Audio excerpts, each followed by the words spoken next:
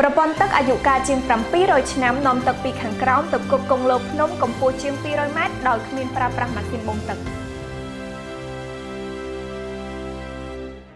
ហូរបញ្ច្រាស់ពីទាបទៅខ្ពស់វាជារឿងមួយតែសំខាន់ចរន្តទឹកនេះមិននៅនឹងទេគឺវាហូរជាប់រហូតមកដល់ពេលសប្តាហ៍ថ្ងៃអត់តន់អស់ទេនៅមានចំណុចពិសេសជាច្រើនទៀតចាំទៅទស្សនាលម្អិតក្នុងវីដេអូអាល់ហាំប្រាគឺជាវិមាននិងជាបន្ទាយដែលបង្កប់នៅស្ថាបត្យកម្មដ៏អស្ចារ្យនិងគួរឲ្យភ្ញាក់ផ្អើលមួយនៅក្រាន់ដាប្រទេសអេស្ប៉ាញដែលល្បីល្បាញដោយសារតែស្ថាបត្យកម្មមូរីសអ៊ីស្លាមដូចជាសួនច្បារដ៏គួរឲ្យភ្ញាក់ផ្អើលនិងប្រវត្តិសាស្ត្រដ៏សម្បូរបែបដែលជាបន្ទាយចុងក្រោយរបស់មេដឹកនាំ Nasrid ក្នុងប្រទេសអេស្ប៉ាញ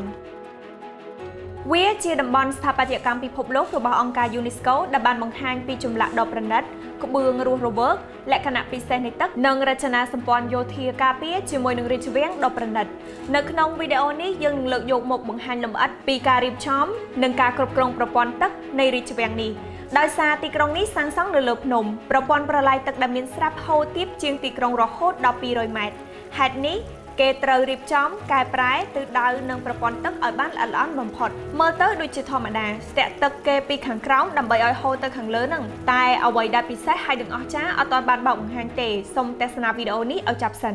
វីដេអូនេះផងដែរឧបត្ថម្ភដោយក្រុមហ៊ុនសាងសង់ទ្រូ